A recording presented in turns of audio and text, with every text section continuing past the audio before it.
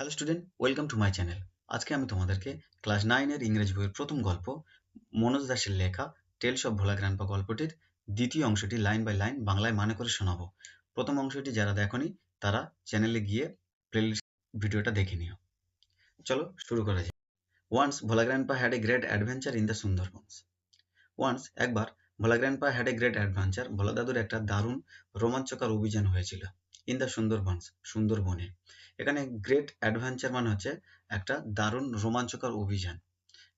In হলো একটা preposition যেটা কোনো কিছুর মধ্যে বোঝাতে ব্যবহার করা হয়।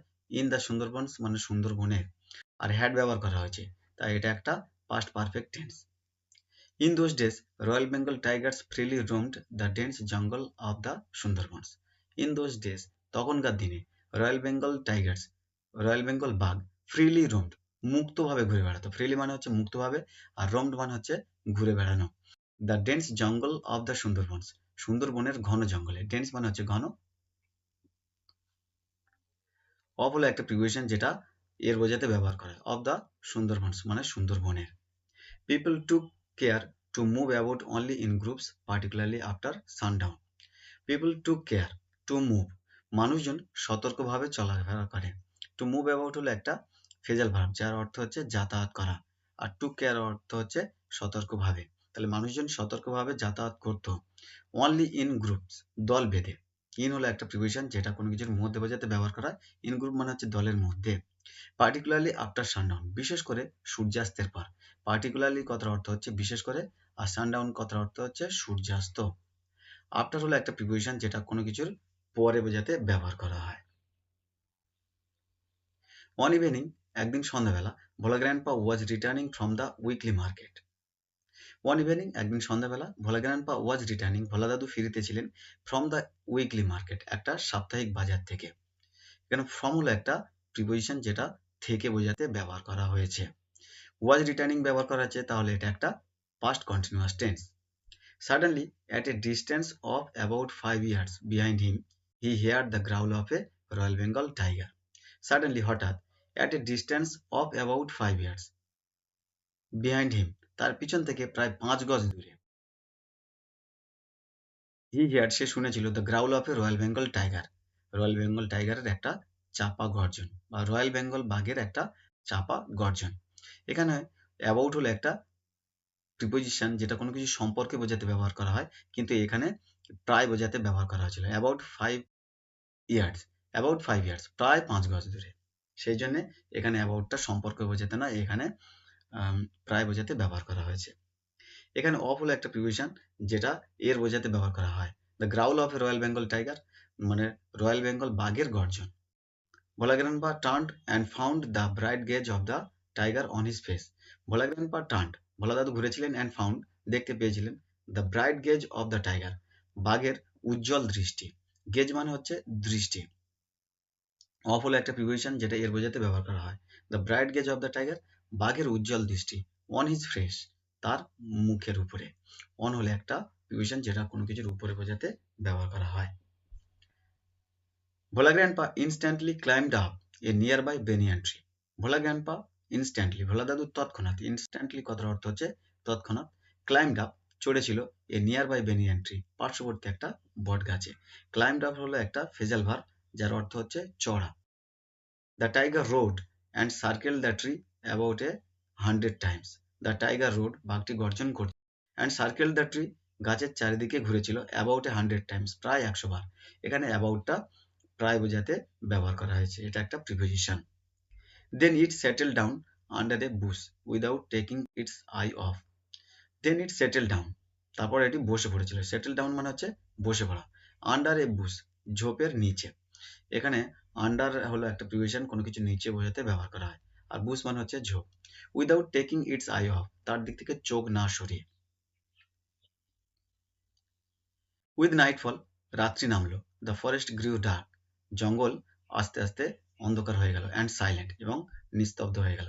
ডার্ক মানে হচ্ছে অন্ধকার, আর সাইলেন্ট কথার অর্থ হচ্ছে নিস্তব্ধ। Bhola grandpa could hear the tiger beating its tail on the dry leaves. Bhola grandpa could hear, Bhola দাদু শুনতে পাচ্ছিল, the tiger beating its tail বাঘটি তার লেজের আঘাত করছে। বিটিং মানে হচ্ছে আঘাত করা, অন দ্য ড্রাই লিভস, শুকনো পাতার উপরে। অন হলো একটা প্রিপোজিশন যেটা কোনো কিছুর উপরে বোঝাতে ব্যবহার করা হয়। অন দ্য ড্রাই লিভস মানে হচ্ছে শুকনো পাতা। আওয়ার্স পাস্ট, ঘন্টার পর ঘন্টা কেটে গেল।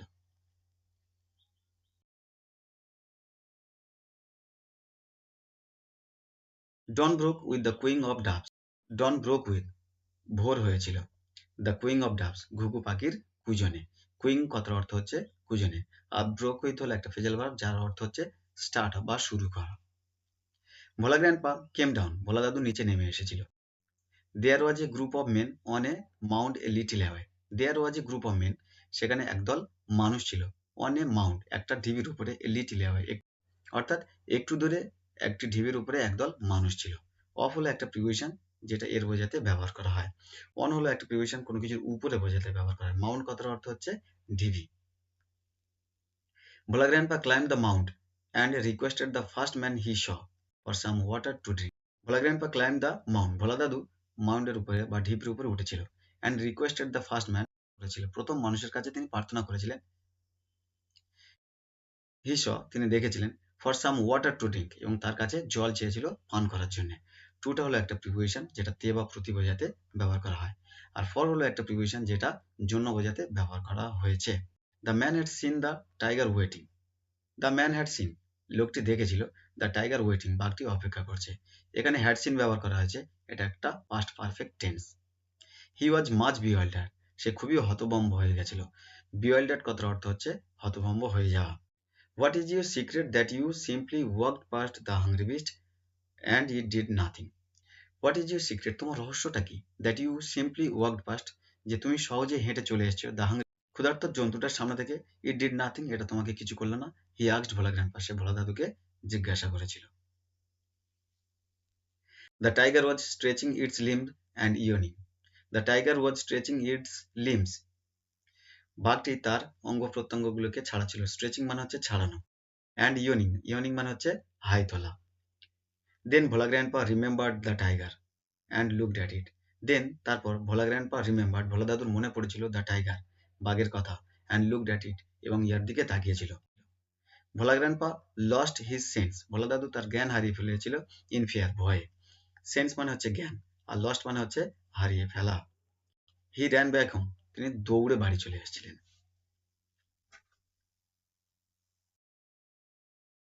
হাফ এ সেঞ্চুরি লেটার, অর্ধ শতাব্দী পরে, Bhola grandpa left us forever on morning at the age of 95। Bhola grandpa left us forever, Bhola দাদু আমাদেরকে চিরকালের জন্য ছেড়ে গেছিল। ওয়ান মর্নিং, একদিন সকালে, অ্যাট দ্য এজ অফ 95, 95 বছর বয়সে। অ্যাট হলো একটা প্রিপোজিশন, কোনো বয়সের আগে এটা ব্যবহার করা হয়। অফ হলো একটা প্রিপোজিশন যেটা এর বোঝাতে ব্যবহার করা হয়। His 80-year old wife lamented much, his 80-year old wife, তার 80 বছরের বৃদ্ধা স্ত্রী, ল্যামেন্টেড মাচ, খুবই বিলাপ করে কেঁদেছিলেন। ল্যামেন্টেড মানে হচ্ছে বিলাপ করে কাঁদা। সি সেড উইথ এ সাই, তিনি দীর্ঘশ্বাস ফেলে বলেছিলেন। সাই মানে হচ্ছে দীর্ঘশ্বাস। The old man must have forgotten to breathe, বৃদ্ধ লোকটি নিঃশ্বাস নিতে ভুলে গেছে। ফরগটেন মানে হচ্ছে ভুলে যাওয়া, টু ব্রেথ মানে হচ্ছে নিঃশ্বাস নিতে। টু হলো একটা প্রিপোজিশন যেটা তে বোঝাতে ব্যবহার করা হয়। এই পর্যন্ত আমরা টেলস অফ ভোলা গ্র্যান্ডপা গল্পটির দ্বিতীয় পার্টটি শেষ করে ফেলেছি এবং সম্পূর্ণ গল্পটাও শেষ করে ফেলেছি। যদি ভিডিওটা ভালো লেগে থাকে তাহলে একটা লাইক করে দিও, আর এইরকম ধরনের ভিডিও পেতে চ্যানেলটিকে সাবস্ক্রাইব করে দিও।